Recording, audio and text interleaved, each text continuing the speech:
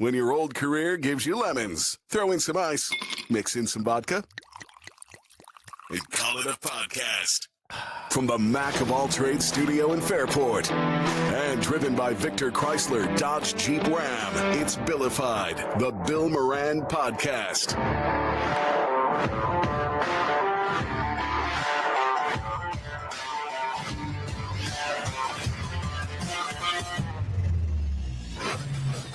Well, hello and welcome. Thanks for getting your pot on. Thanks for telling a friend. That's how we spread the word about the pirate ship. It's all about the grassroots. So I've been kicking around in my head for a while. I've wanted to talk to this person because when I go to the Billified Facebook page, and I don't know if she followed it or how, but she's one of the first things that pop up. Mercedes Vasquez Simmons. She's a Monroe County legislator and reaching for higher office and stuff. But that, okay, so you go, all right. But she keeps popping up, and I see things, and I see a lot of activity in the community and the stuff with politics. And then I see that she was a beauty pageant winner, and she has stuff in boxing. I see her standing with Sugar Ray Leonard, one of my favorite boxers of all time. And I go, this is either the most intimidating resume I've ever heard of, or this is someone who got real comfortable with being uncomfortable. And I thought, I got to find a way to get her on the podcast. And I just reached out one day and called the number. I thought it was somebody else that answered. It wasn't. It was her. She answered, and she said, yeah, I'd be happy to come on. And I'm honored. But that is like, I saw you standing with Sugar Ray, and I'm like, what the heck is this? That's right. That's right. Yes. A New York State licensed boxing promoter. I may be right now the only female licensed promoter in the state of New York. Have been into boxing pretty much all my life. And I'm close to 20 years ago, I started a company called Pretty Girl Productions. And that's a fun story too, that I'll have to share one day. But so yes, I entered into the boxing space as a fight promoter. Wow. Tried the boxing, tried doing the amateur circuit, didn't care for getting punched in the face. So I decided there's got to be another way of doing this. It's always the punch you don't throw when you're in the ring, right? It's the punch you don't throw that you go, gah! I had only, right? And you look back at tape, and it's interesting. Wow, what a cool thing. But I mean, that and Beauty Queen at the same time. I mean, what are we doing here? That's Believe it or not. Well, let me tell you about the Beauty Queen. I'm a tomboy, born and raised a tomboy. I just, in the city, we were just, I was the bully of the neighborhood, but loved to fight. I loved to scuffle with the guys, and it was fun to do that. My mother was working with a group of individuals within our community to help save what was the Puerto Rican festival. At one time, we were at jeopardy of losing the festival. And my mother was so kind of recruiting me to become a participant in this pageant, because again, they were trying to save this pageant. They were doing their fundraising just to have at least a few hours of festivities in a downtown area. And of course, you have to have a beauty queen. And I'm like, beauty queen, I don't want to do this. Now I've already, dabbed into dancing. I love dancing, and did a cultural piece that was true to me. In fact, I was the only contestant that didn't have shoes on, because if you understand what it is to dance a cultural song like a plena or bomba, they don't wear shoes. They didn't have shoes back then. Oh. And I was just being true to that. And apparently that resonated with the judges. And that's how I was able to become the beauty queen, Miss Puerto Rico of Rochester. Wow. I was shocked too. I was like, me? Are you sure? Are you sure? I wasn't shocked at all. I really wasn't shocked at all. But I just thought, boy, what a thing. It's usually one or the other. You don't see many people who have such a love of boxing then go into beauty, because as you said, getting punched in the face isn't fun. Well, what was life actually like growing up in Rochester? You just mentioned that your mom saved the Puerto Rican fest, and I don't want the polished version. I mean the real version. And I guess to sort of tag onto that, what did being Puerto Rican here feel like as a kid? Oh, I was immersed in a community that we're all Puerto Ricans. I didn't know anything but what it is to be Puerto Rican. So I was born and raised in the inner city. In fact, I still live in a home that I was raised in. I came back about 4 or 5 years ago just to help my mother. I noticed that she was slowing down. I noticed that things were, just weren't connecting as they should have. So I said, I'm just going to take some time off from boxing and the private sector to really focus on my mother's well-being. And that was probably the biggest blessing I could have had, because it allowed me to spend quality time with my mother and really understand what her motives were. Why are you going to so many meetings? And simultaneously, Father Tracy, he's a pillar in our community, particularly in the Latino community, his health started deteriorating. So I slowed down my traveling, because I was traveling quite a bit with boxing, and I slowed things down. And I thought to myself, why did God bring me back into this? And I think everything is spiritually connected. Yeah. Father Tracy was diagnosed with ALS, and quickly his health deteriorated.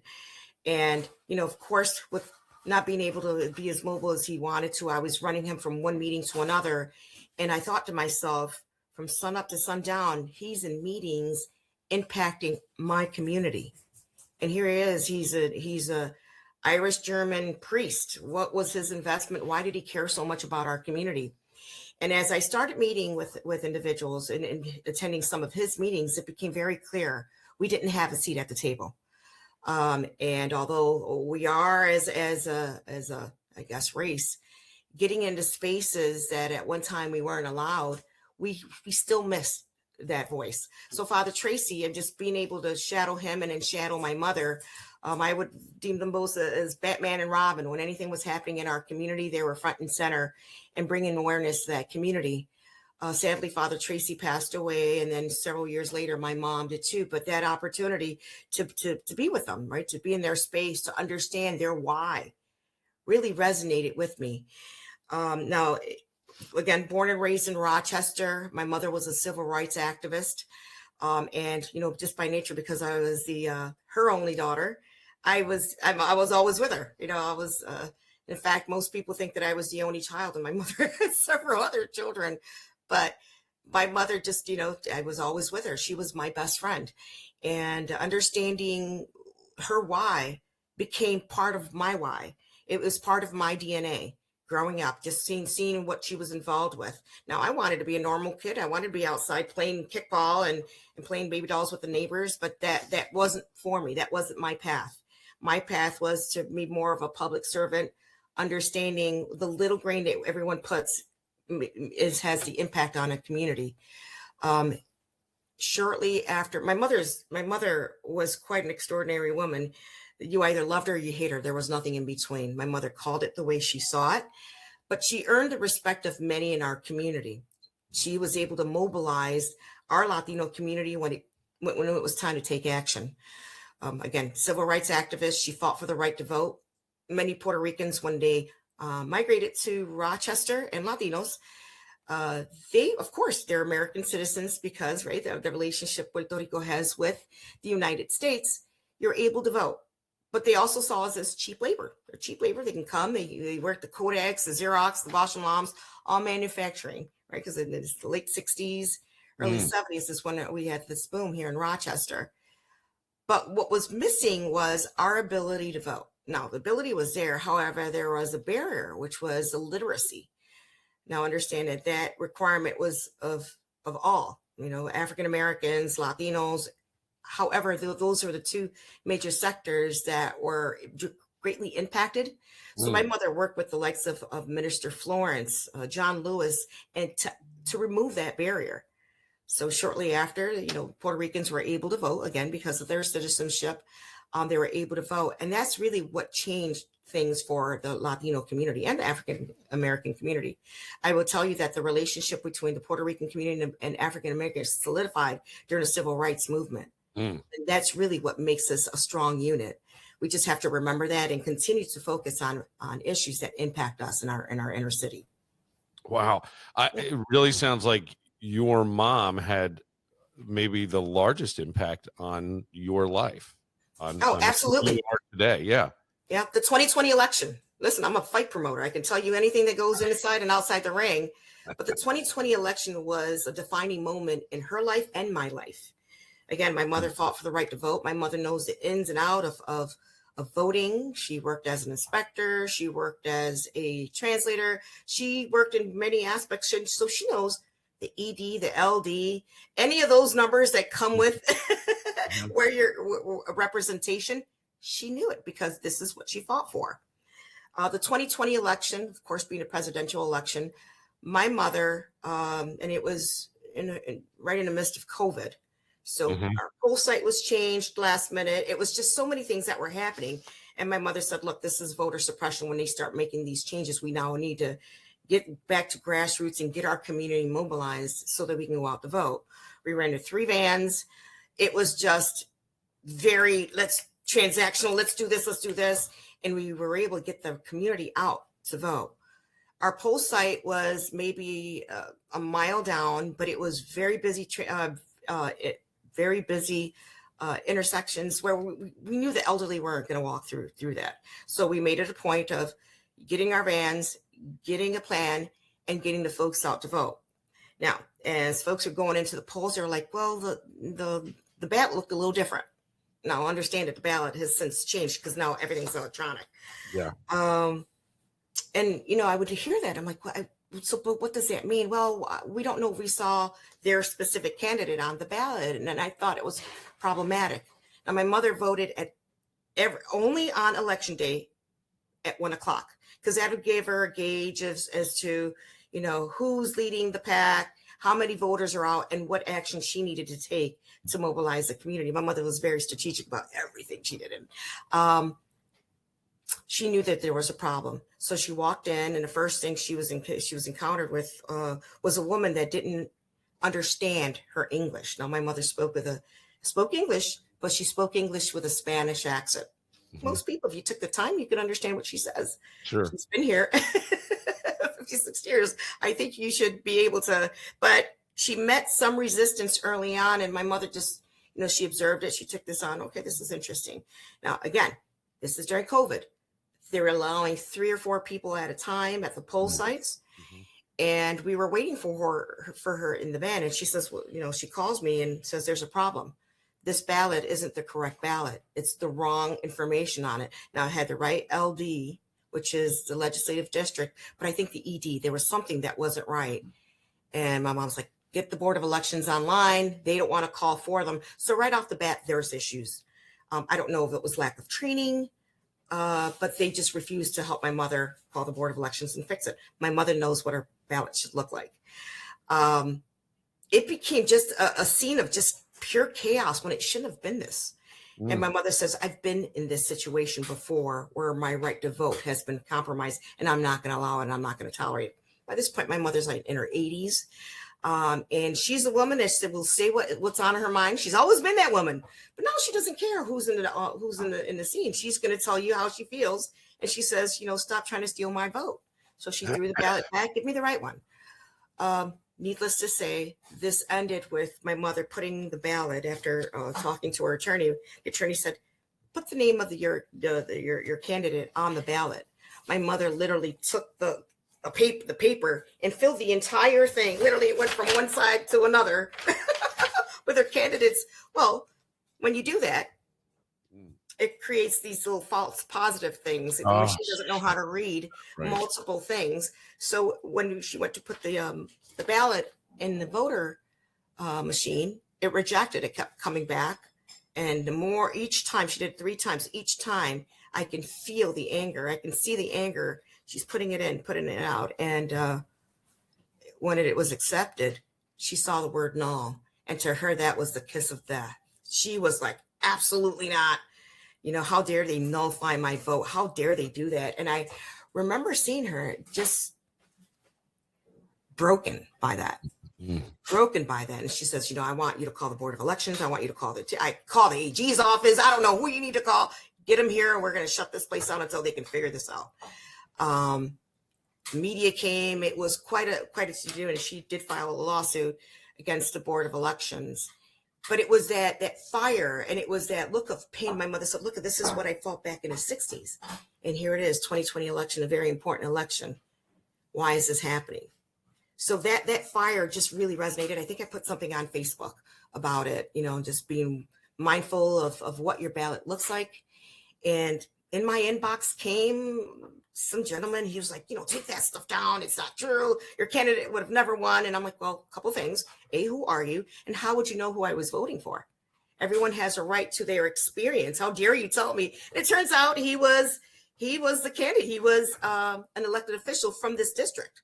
So I'm thinking, shouldn't you be asking me, what can I do to remedy this problem that you're having, instead of attacking me for posting? And at that moment, I said, well, you're part of the problem then. If you're not willing to help us fix this, you're part of the problem. And at that moment, I said, well, I'm going to run against you. I don't know where that came from. I'm a fight promoter. So wait, stop. Hang on a second. So in 2020, you just decide that I'm going to run for county legislator. No political experience. With my mother, because she was active in the political space. Sure. We worked on campaigns, but me as a candidate, are you kidding me? I'm the most politically incorrect person you'll ever meet. Oh, that's awesome. Those are the kind of people I like. I'm in the corner. I'm telling fighters, what are you doing? Yeah, right. You're holding, you got spit buckets and wraps and your gauze and a little bit of Vaseline on the head. I got it. Mercedes, I love this. This is amazing. So, because of that, I'm the last person. I think I shocked myself. Like, what did I just commit to?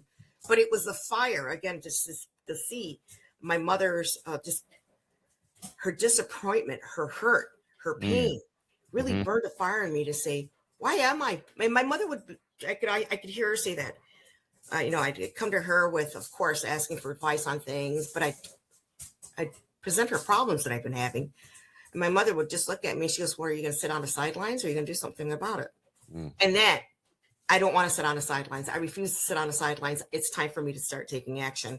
And I just did a shift from boxing. I went from one ring to another, because let me tell you, these are some serious battles that we've been having at the county, and within our community. Just as we now have a seat at the table. My goal is to remain active in my community. And often I ask, you're not in campaign season. You can slow down.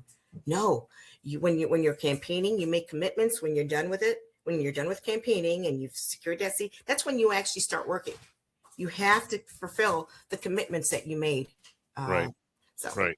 That's my model, and and I'm sticking to it. Yeah, I think it's an amazing model. It sounds like you had an amazing mother. Right. Can I ask a personal question? Was your dad in the picture? He was. My parents divorced when I was young, but my father was still very much part of our life. Yep. He'd pick us up, he'd take us out to pizza. He knew everything that was happening. And mom was really the biggest influence. Oh, absolutely. Absolutely. Yeah. Can I ask a cultural question? Yes. It's because I come from Irish, right? I'm all Irish. I could get second dual citizenship. And it was very patriarchal. But would you say that Puerto Rican was more matriarchal? Is it really led by honestly, strong? That's a great question. Strong women that have really shaped. I mean, you're talking about your mom, who is, you want to talk about throwing a punch, right? She threw a punch at 80 something. That's right. Hey, that's so that, and where does that comes from? Just a love of her people and her culture and wanting it to be better here. Yeah, absolutely. I would say that it is, but culturally, and you'll see that in many Latin American countries, the concept of machismo, right? Yes, that male is a dominant factor. And my mother lived a very abusive life, and I sort of don't want to talk about that, but throughout her marriage, it was very difficult. There was, domestic violence that we had to deal with. And I think it was because of that she emerged to be this superwoman that I've grown to admire. Now, when my mother passed away, there was over 2,000 people at her funeral. It was a traffic jam down Clinton Avenue because she insisted on having it at St. Michael's Church. And we'll talk a little bit about St. Michael's Church because it's such an important part of my life and the community. in this section of the city. But she was my superhero. It was 2,000 people there, and then she wanted to be buried in Puerto Rico. So the governor did the whole half mass. It was just beautiful. It was incredible that she earned that level of respect. Yeah. So. What a testament! You can always tell. Like I remember you're fired up when I talk about my mom. Well, and as you should be. As I should. Thank you for saying that. Yes, as you should be, because that's a pretty amazing woman. And I'll tell you, all throughout my childhood, people didn't even know my name. They were like, "Oh, you're la hija de Belén, right? The daughter of Belén." And what an honor it is to be called la hija de Belén. I was thinking about changing my name to la hija de Belén, but Mercedes is Mercedes, and I have my own fire, my own fight. But I thank her, and there would be no Mercedes if there was no Belén Colón. Let's be clear about that. And it's her fire. Listen, the fight she had back in the 60s is the same fight we're having now. You know, equity to different things. And it's not that there's a handout, right? We never expected a handout, but give us a hand so that there is an opportunity for us to do that. My mother came from Puerto Rico. She insisted on not taking any public funding. My mother still does in us at a early age that government funding equals they own you. And we never took a dollar. And sadly, I mean, we suffered. We suffered. We ate vegetation. I mean, this is what we ate from our garden. But it was her mindset to say, don't take any money from the government because that means they own you. And then I think about everything that's happened at the federal level, you know, with SNAP and how they're at her quickly to impact folks with SNAP, right? That's a level of control. So that plays back in my mind as to, wow, you know, my mother had some points with that. So we never took government subsidies. My mother worked 2-3 jobs at a time. She was a single mom trying to make a lot of things happen in our community. How she found time to do things and barely making $30,000 is a mystery to me. But my mother she was a fighter and made no excuses. You know, there was no such thing as, you know, committing crime and somehow it being justified. Criminality is that criminality. There's no excuse for it. Born and raised in poverty. This is what I know, but it doesn't define you. Thank you. Yeah, it doesn't define you. Neither does it justify, again, criminality. You're speaking to I'm going to call it a philosophy that I believe. I think that we argue for people's limitations. And I think that's a real mistake. And we do that in every aspect of life. We do it for our children. We label them with things. I'm not saying that they shouldn't be labeled. I've had that argument before. They shouldn't be labeled. Let me say this. We shouldn't label kids. However, if someone's coming to somewhere to get help with a child, and the only way to get a third-party insurance to pay for it is a label, then fucking label the kid. Sorry.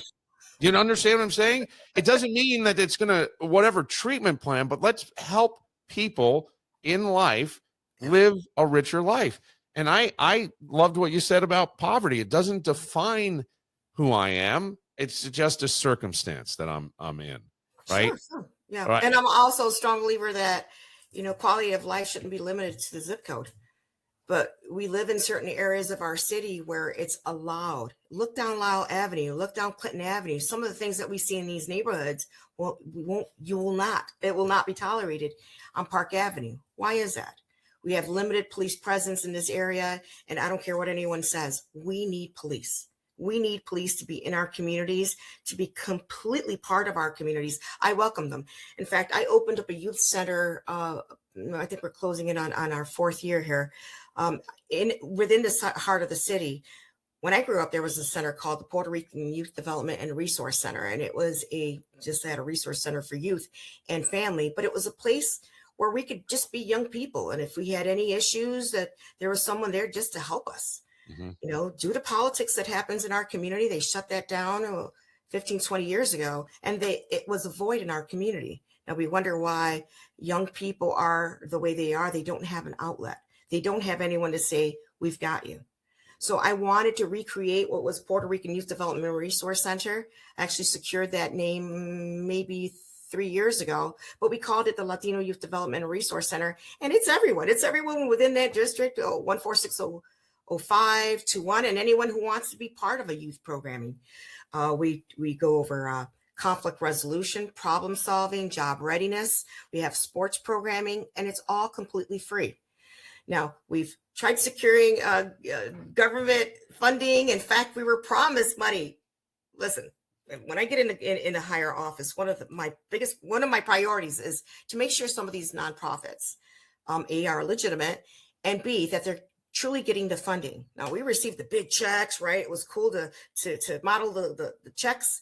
But we never got it because the systems are so complex that a small organization that doesn't have that infrastructure to navigate through these complex systems, we never got the money. So we are here. I'm putting money out of my pocket because I believe in what we're doing on North Clinton Avenue with the youth. Now, we're not able to save all, but if we can save some, if we could provide a place for them to come in to say, guess what? I was just kicked out of my house. I have nowhere to stay. Come here and we'll figure out where you're going to be versus you staying in a vacant lot or in a vacant house. I don't want that to happen. So we're trying to really navigate through governmental systems, but the community has really supported us. Businesses, small businesses see the work that we're doing and they're sponsoring our services and programming.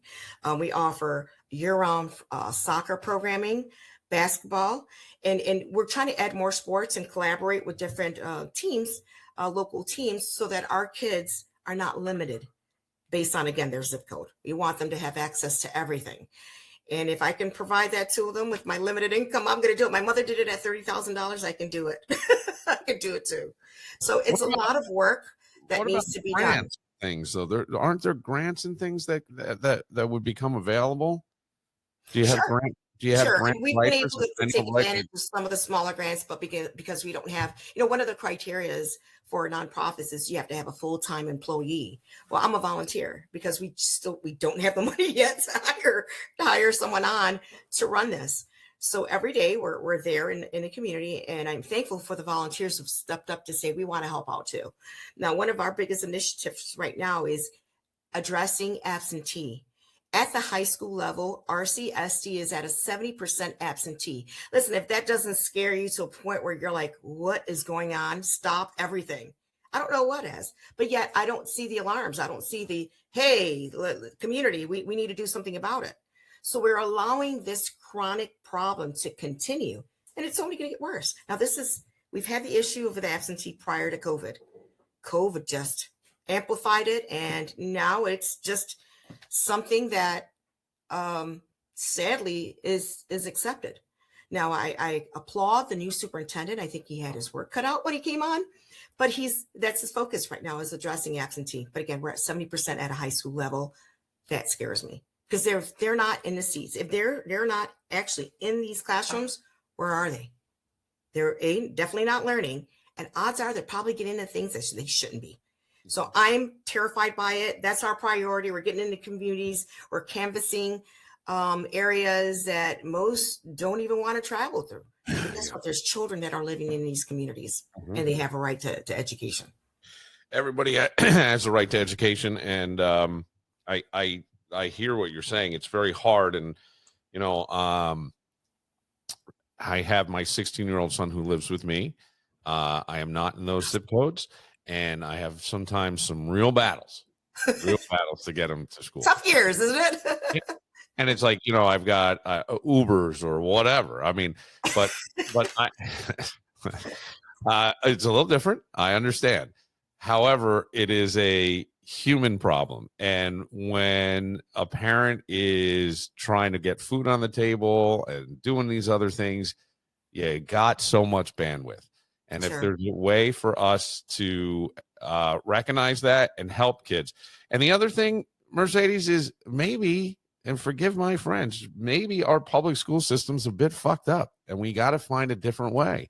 And the thing is, like, to me, and it's hard, right?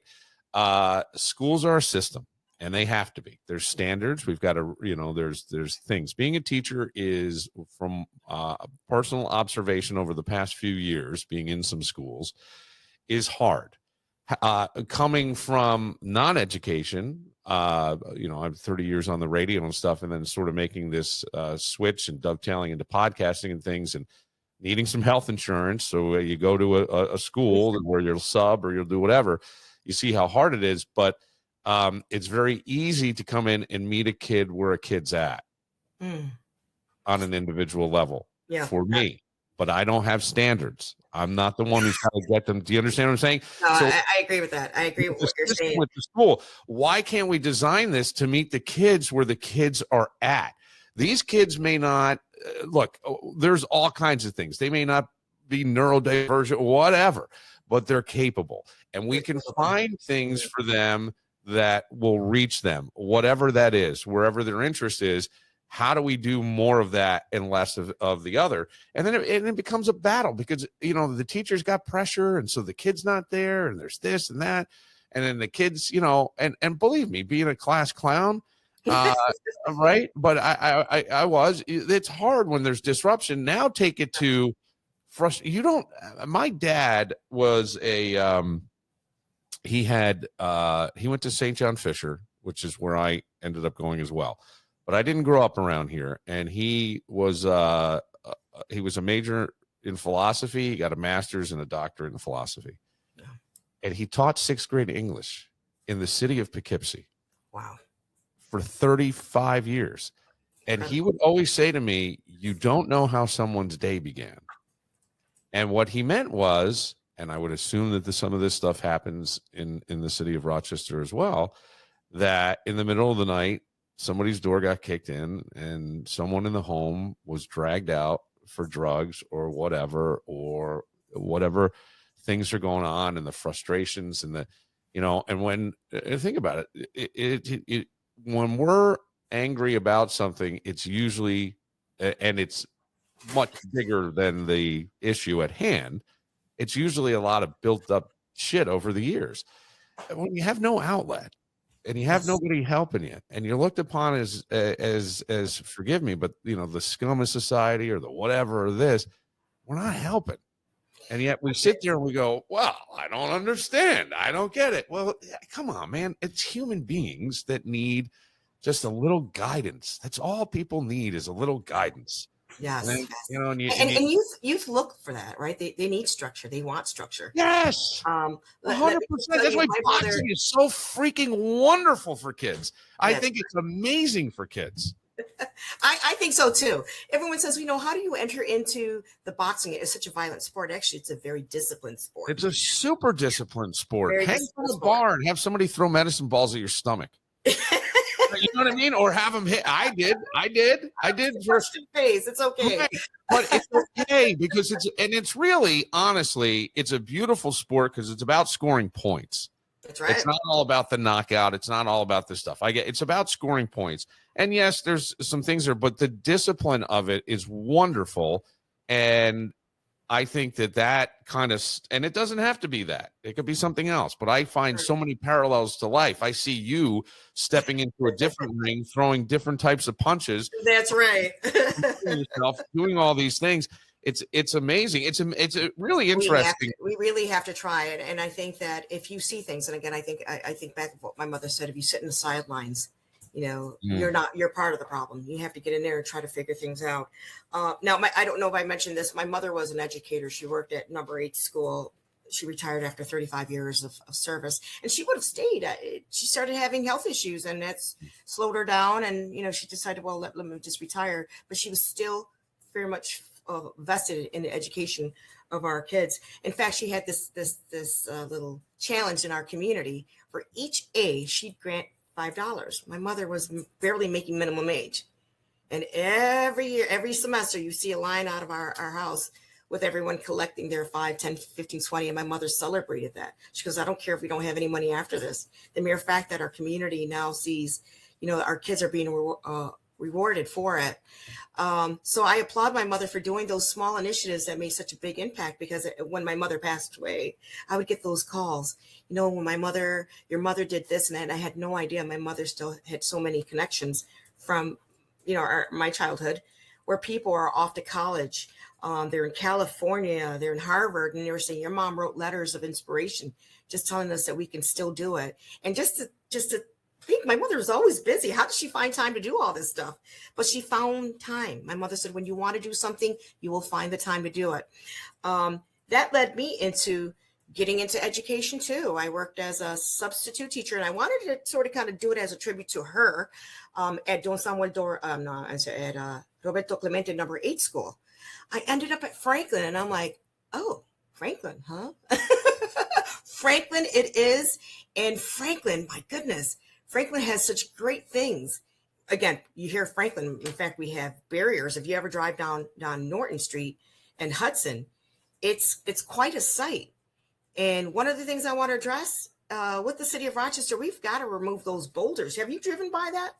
By Franklin High School? Yep. It isn't a welcoming sight. It's not a welcoming sight for the community, for the students, for the parents, for anyone. So we have to. Are they trying to prevent people from driving on the property? Absolutely. Yeah. I got it. I mean, I get the thing. I think there's a better way, but there's got to be a better way. Come on, these boulders look intimidating. And in fact, in some conversations I've had with the student, they feel like they're in prison. So how do we change that? We can change the facade. We can build something out of bricks, something welcoming, not those rocks. But anyways, I'll digress, because the immediate need was to keep our students safe. And we no longer have the Kia boys deciding they're going to use Franklin Lawn as a racetrack. So that's one thing. But what started off as just a year to celebrate my mother became, I think now we're entering our 4th year at Franklin. You are at Franklin. Yes. I am a substitute teacher. I have a full-time gig there, and I teach Spanish. And within that, there's a little bit of social studies as we're covering different countries. And I absolutely love it. It's incredibly rewarding. And I have an opportunity to really understand what are some of the issues, and I see it firsthand. Again, I have a youth center. I hear them, I see them, but to be in there and see, we have failed. We have failed as a society when we have children that are walking in with ankle bracelets. We have failed when children are coming in that are unhoused. We have failed when we have children that are coming in that haven't had breakfast. And the list goes on. But we've also failed when here it is, March, and we have kids without Chromebooks. How do we expect them to excel if we're not giving them the tools necessary? And I love what you said. I think when you said we have to meet students where they are. Now we're in the age of technology, AI. Let's leverage those technologies, and more so if this is what they kind of. I hear some crusty old men sometimes say to me that they're not teaching cursive anymore. They're not teaching cursive. Well, let me ask you something. Why aren't we using the things that we have? And there's so many things for neurodivergent diagnosed children, right? You can talk your stuff into something. You don't have to type it. You don't have to. There are so many people that have wonderful ideas that may not have other skills, transcribing skills. It could be fine motor skills, whatever was missed as a kid. Fine. Okay. That doesn't mean that they're dumb and they don't have ideas. And, we all celebrate I'm trying to think of, oh God, who's the guy in the wheelchair? Astronomer. Anyway, it's people with disabilities who do these great, amazing things. And yet we look at the people that we have, and they look pretty able-bodied. We go, well, what's the fuck's your problem? And the problem is that somewhere along the line, there may be gaps in their education. What I'm hearing from you, and correct me if I'm wrong on this, okay? I had a friend. He has a name that is not very popular, probably in the city of Rochester much anymore. And I really liked this guy, and I thought he did a lot of really good work. And I tried to get him. I used to push him because I would say, you need to run to be mayor. You need to do something. And it was, I hesitate to even say, but he ran a nonprofit. They were putting some money in places they shouldn't. And it was Adam McFadden. Oh, mm-hmm. Okay. Now, Adam would say to me, and Adam would come on the radio show with me, and he was part of we did high school fantasy football, because I wanted to highlight some of the kids as much as we highlight the pros, right? So we would all draft different players. And Adam once said to me that there's going to be a real problem in the city because the grandparents are raising the kids and they're going to die. Like they just age out. And as I'm listening to you, your mother raised the community. Your mom raised the community. I mean, that's what I'm hearing you say without you saying that. But that's the story. And your mother's not here anymore. And so here you are again, like, but you're one person doing amazing things. You've started the community thing. You've done this. You're a county legislator. You're a school teacher. But you're one. Where are all the people? What happened? Why don't we give a shit? What happened within the community to not give a shit? And I don't know if that's even the accurate thing. And it sounds very bad coming from a face that looks like mine. Right? No, but you're absolutely right. Everyone has an opportunity. And I think I said this earlier, of putting a little grain in this earth. We all have the opportunity to do it. We just don't have the will. It's easy to criticize. It's easy to criticize. Yeah, it is. But what are we doing about it? Everyone's sitting in the sidelines. So we have to shift that mentality to say, if we're upset about what's happening with our youth stealing cars, what are we doing as society to help that? When I said that, we have kids walking in with ankle bracelets, I took ownership. We have failed. Mm-hmm. So this is why I'm in education. This is why I'm subbing over at Franklin High School and have been there for 4 years. And I can see myself being there for many more years because I want to see those kids that were in my 9th grade class walk the stage. Yep. That's what I want to see. And I tell them all the time. And here they're worried about living to see their workers permit. If I get if I make it to 16, can you help me find a job? I'm like, what do you mean? If I make it to 16. If you, and that's the phrase they say?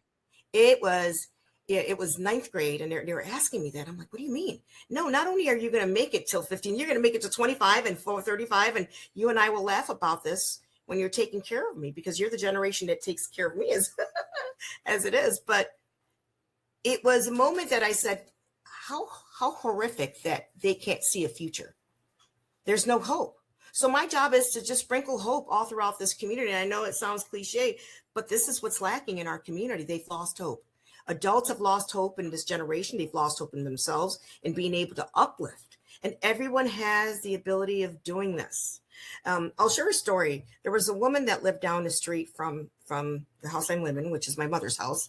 And it was my first time running. She heard that I was running and I was running up against a machine. And she says, I don't have a lot of money to give you. In fact, I have no money, but would you accept cans?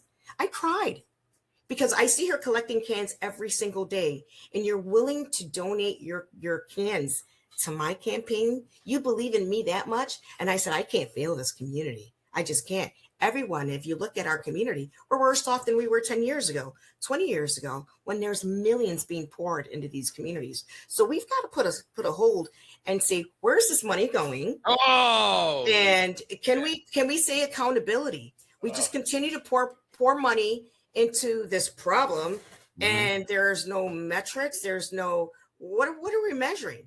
So does it make you all feel great that you're pouring money in this community and it's going nowhere? Why does our city look the way it does?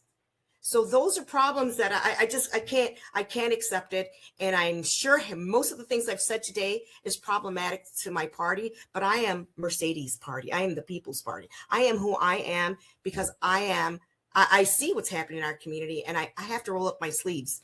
People say, what type of Democrat are you? And again, campaigning has been very interesting. What type of, I would categorize myself as a Kennedy, more modern. Oh my God, I was just going to say. A Kennedy. I'm a Kennedy Democrat all day. Okay, hang on a second, because I had no idea where this conversation would go. I had a bunch of questions, things I thought, but I'm so happy the way it's going. I would say that to me, the Democratic Party has such problems because they can't agree on anything. And the more you go, it's more splintered, it's more splintered, it's more splintered. And when we look at the Republican Party, there's two things that they really answer to: church, big business. That's it. Sometimes, let's say that. Yeah. I think that our country, and I love the way you think. Yeah, I think our country is broken. Democrats, Republicans, I think we have serious issues. And that to me is disconcerting. I'm knocking on doors. I'm knocking on Democratic doors, and there's just so much to unpack in every single interaction that I have because everyone's angry.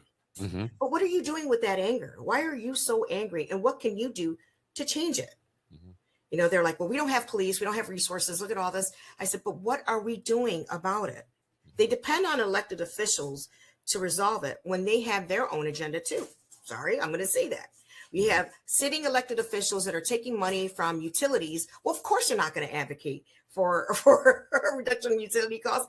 They make profit off of it, sadly, and it's both sides. So we have to have honest conversations about what we're doing and who we want to represent us, because a no vote is a vote. I hear people, oh, I'm not voting anymore. Well, guess what? That is a vote. Mm-hmm. I need you to be educated. I'm going to provide you with as much information as I can, good, bad, or indifferent. And one thing that I think that why I'm different than anyone else, I'll have conversations with anyone. You could love me, you can hate me, but you'll always get the same Mercedes. I'm consistent. Mm-hmm. My community needs law enforcement. I'm all for community policing. We walk the avenues, Hudson, Joseph, Sayo, come on down. I don't get too many takers on that. The same people who are drumming up community policing, where are you? We need you out here. I need you. Come out Avenue D. Let's go down Sullivan. Let's go down all these areas where we're seeing an uptick of crime, and let's be there. Let's be intentional about really caring about our community. If you want to say that, because we can't blame society on some of the issues that we can address. Some of these are because there's not a structure at home. This is what's happening. What can we do to help and build up the families? One of my priorities, and we've started working on this, is getting services down to the street level. We have DMV that's now in our communities. We have social services that are now coming into our communities. But guess what? We also have career fairs too. We have to have those intentional things happening at our community. Okay, you said bring things to us. Bring things to us, but let's be intentional about what we're doing. Again, this is not about a handout. I want to uplift. I want to give you a hand so that you're able to fight for yourself. I live in, one of the poorest districts, 0521. How do I change that? I can change it. We can't continue to feed this. Just pour some more money and somehow it remedies themselves. No, I want to provide you with the tools so that you can be successful. Let's get you out of this cycle of poverty and uplift you so that you're able to become, just independent from anything that holds you down today. So it's just so much to unpack with all this. But I every time I hear elected officials saying that they threw money, and nothing worse than, this whole political theater when they do it during their election year. You're putting $500,000 to a rec center or community center right before election. No. Do it all your entire term and be present. There's elected officials that will come to Clinton and say, well, we're going to have police escort. Can you walk with us down Clinton Avenue? Absolutely not. You leave all those escorts and all this entourage. Let's have a real conversation. We'll walk down Clinton, Joseph Sile Street, anywhere you want to walk in our city. Let's walk. I don't walk with police escort. I don't walk with security. I walk with myself. Because I want to have a real and essential conversation about what's happening in our communities. Yeah, right. So you pull back the political mask and you get to see what's really happening and not the theater, as you say, right? It's not the political theater. But let's go back to something that you hit upon that I think is so important in human beings. I believe that everything in life is an inside job. And by that, I mean that there's really nothing, and this will sound ridiculous. People go, what the fuck is wrong with you? I don't believe anything. No one can really assert anything on you. Now, there are certainly things, as you gave an amazing example in the beginning where your mother was trying to vote. That seems like things were asserted that way. Sure. Were they intentional? I don't know. Was it wrong? Yes, it was. But there was things. But I think that one of the problems that I see so much, and I wish there was an easy answer to this, is building the self-esteem in children. And when I say that, I don't mean like, I don't want to be blowing smoke up a kid's ass, and it's not, and I hear people, every kid shouldn't get a trophy. Well, I had 3 sons, and I don't remember them out past the age of 5 playing soccer that everybody got a trophy, right? And even there was one kid who scored the most goals. And so it gave you a meritocracy to try to build toward. I don't know how you really build self-esteem, but the self-esteem is what we need. And I don't care where you live. The kids are hit with shit on a constant level with social media. And it is really, really like they live on these things. That device is never more than 6 inches away from them, it feels like. That's right. Right. And so how do you have to make those kids feel good about them? And when I heard things like in communities, and you say you're the Democrats, I'm not the whatever you think the others in the party will say. I know one of the things that was coming out, and it bothered me, was the defund the police. And I go, words mean a lot. Can we say something else instead of defund the police and making, like in any community, it's what's the saying? The bad apple spoils the bunch, right? And we have that with police as well. Were there bad police officers? Yeah, there are. Are there bad teachers? Probably. There's all kinds of stuff. But we focus on those, and now all of a sudden, they're this. And when we say defund the police, there used to be things that the police did that were great. There were youth leagues. One of the greatest basketball players to ever come out of this area was in a police league. He used to play. We need to bring that back. I love those. So my point being is, okay, you want to defund the police? Well, then let's reallocate some of the money, because those things impacted the community. And and you can't tell me, like, people go, well, how do you make a friend? I'm older now. How do you make a friend? You show up at the same place all the time, right? And you just, as the conversation goes, we get to know a little bit more about each other, and we share. And then one day you're sharing something a little more vulnerable, and that's how it happens. That's exactly how it happens on a basketball court with the police and the kids. That's something that's not missing. And John Wallace is a product of that. Went on to play for the New York Knicks, a wonderful guy, still comes back and does all that. That is the shit that's missing. Absolutely. And listen, I'm a big fan of Pal. I absolutely agree with you on it. As I mentioned, we run a soccer program. We're at the Latino Youth Development Resource Center. We use one of the city recreation centers. And several years ago, I was approached by, I believe, the sheriff's department with a new group of, it's a new cohort, was coming on, and they had to do some community service. So I said, I would love to participate in that, where they help coach our kids. They're out in the field with our kids during that summer. And the last game, which is always ends with a little picnic and barbecue. It's really nice. They did this, and the kids loved it. The last day, they came in their uniforms. The kids were like, wait, you're a cop? Yeah. And it was such a moment, but it built relationships. So all of a sudden, he's not a cop with an interview, and all the stereotypes they hear about a police. This is a guy who couldn't play soccer or that scored on him. They all have this story. And these are lifelong relationships, but it changed their perspective on an outlook on policing.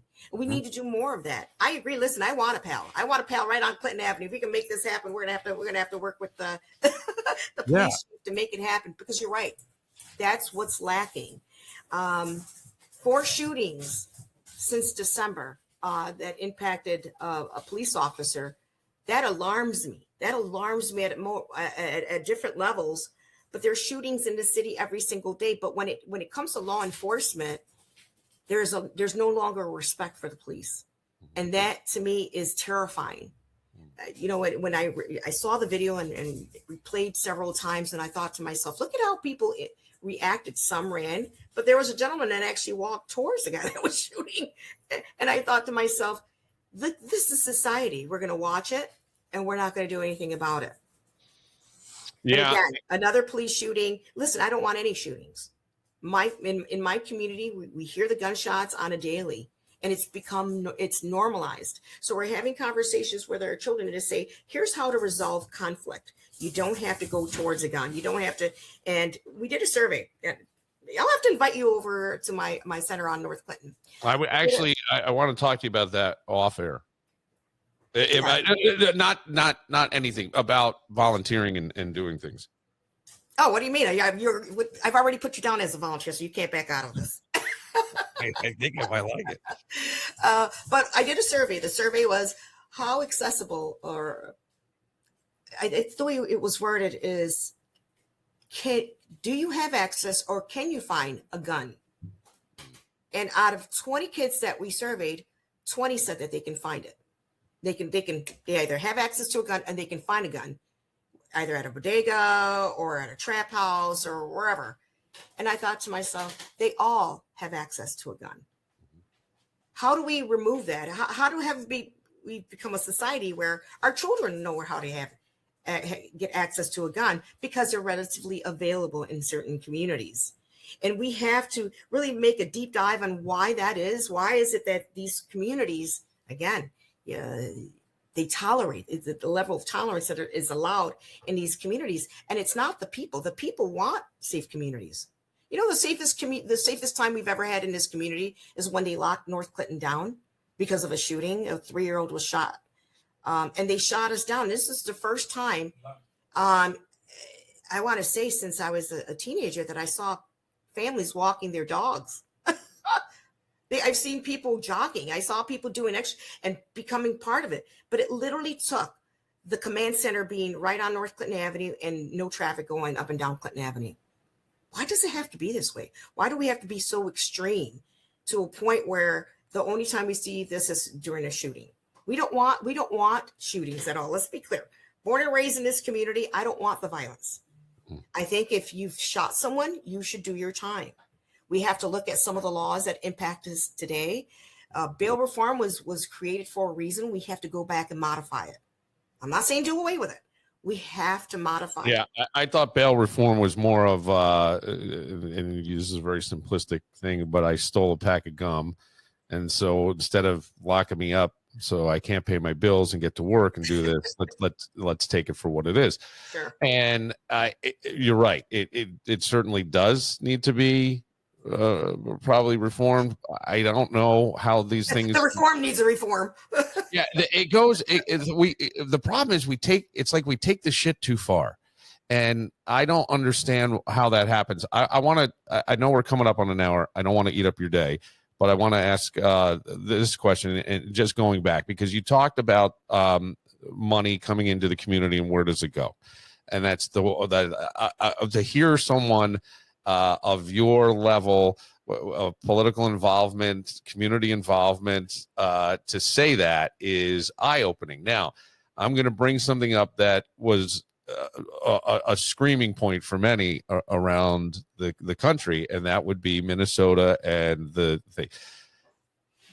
You can't give people money and expect them, when it's not their money, to not give it out. It's people in the community who are coming in and they go, hey, we got $2,000 for you if you can prove your kid is whatever. And so people were doing it. Is that fraud, or are the people giving the money not putting the fucking barriers on it? You know what I'm saying? I mean, I'm sorry. Who's not going to do that in a community where you feel like, hey, $2,000 is a nice punch in the pocket, or whatever the money was? I don't know. And I go, how can you blame people when you just threw money without any guidance for the money, right? And, well, that's the easy way out. Well, let's blame them, and listen, fraud will happen when there's money involved. You would do the same thing. I hate that, because I go, come on, man. If anybody couldn't use a little extra money, and you tell me, hey, does your kid write the number 5 backwards? Okay, You know, we had here in Monroe County, we had a situation where we had something similar, where money was being mismanaged and we had to be the bad guys to pull it. And it was the ARPA funding. Look it up. It was quite controversial. And, certain individuals decided they were going to make me their point person. But when we're giving you tax dollars to address issues that are life impacting, listen, I'm going to say this. Don't play with that. Everyone will say, well, we have life experience. We have this and that. But you're buying Wagoneers. Tell me how you're helping those that are battling opioid, those who are battling social issues. How is that helping? So you Because when have to it's ask not, the question, but you're right. The accountability starts with us it as does. And the hard part, lawmakers to Mercedes, say, is yeah, it's when you give people money that's not their money, they're not going to spend it in the right way. I feel. we hope We that's hope. not the case. Maybe I'm painting with a broad brush. I'm Yeah. just saying, like, take it to, like giving your kid money or encouraging your kid to get a job, right? A teen kid, right? To me, it's sort of the same thing. That a lot of times people get excited, go, oh, we got this money, and you want a Wagoneer? Wagoneers, and well, do we need a Wagoneer? It's a $100,000 It was one, car. it was Kind of two. shitty. They're not even that great, guys. They're Right, just right, not. right. I mean, I'm a car guy. Yeah, and trust me, I got quite a bit of backlash because I voted against continuing the funding of this nonsense. Yeah. We just can't continue it. I mean, let me just tell you how severe things were. They were earmarked to hire a social worker, and then they hired someone that barely had a high school diploma. Do you understand the impact that has in our community? That a person has now given herself this title of a social worker and doesn't have that.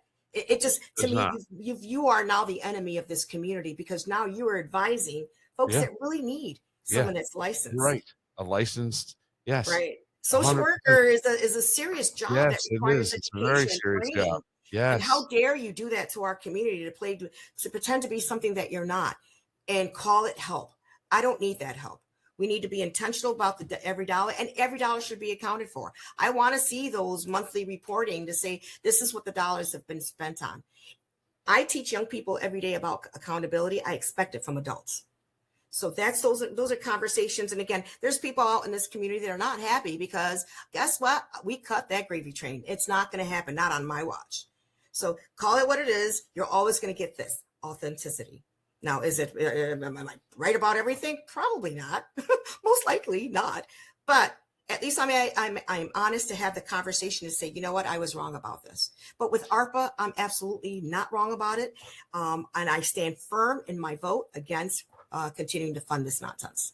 I have loved this conversation. It did not go the way I thought I would learn more about your boxing and things. I don't care. I thought it was fantastic. It would be an honor for me to have you back sometime. That would be fun. And before we wrap up, I want to tell you we're doing a boxing event here. It's the first time in like 30 years there's been a major boxing event in Rochester. It's going to be at the Blue Cross Arena. Really? April 25th. So we have Bryce Mills, who's just recently won the WBC Silver Championship. He's going to defend his title. I think he won it like 2-3 weeks ago. So it's cool that he's back on it. I'm a big boxing fan. I'm a big fight fan. In fact, tonight I'm going to go see cage fighting. I just love the sport. Some people say, well, you either like boxing or you either like boxing or you like MMA. I love them both because both require a level of discipline. Oh, huge level of discipline. Different rules and regulations, but you go in there, you just have to respect those that are entering the game. I don't understand. Well, yeah, right. And you have to. That's very true. There's one other thing I'm going to jump back to. Just I know we're going a little overtime, but I would compare anything to stepping into those rings. Your adrenaline, you're all this, you're nervous, right? Everybody, and if you're not, there's something wrong with you. Those guys are really putting it on the line. But I think what you do and anybody does, it's the same thing. Take that step into that ring. If you're a young person or you have young people in your homes, get them to step into the ring. They're going to feel better because that's where the true self-esteem comes. The problems happen. We feel shitty about ourselves. And I don't know that it's a disrespect for the police as much as it is a disrespect for every human being these days.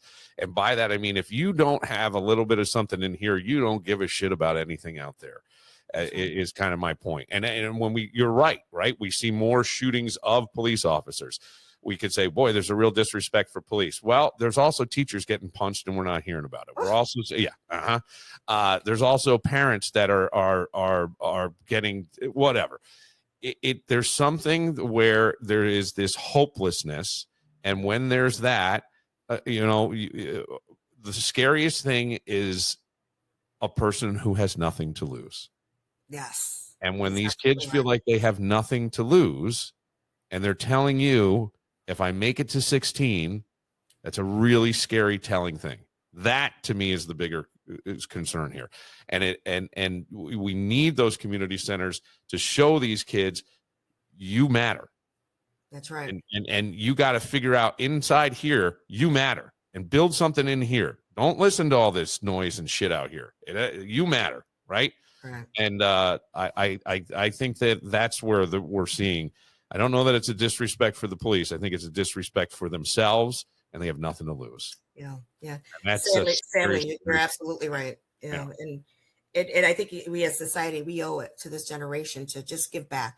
Take time out of your busy schedule and spend time with the youth, whether it be through a rec center, through different forums, volunteering at schools.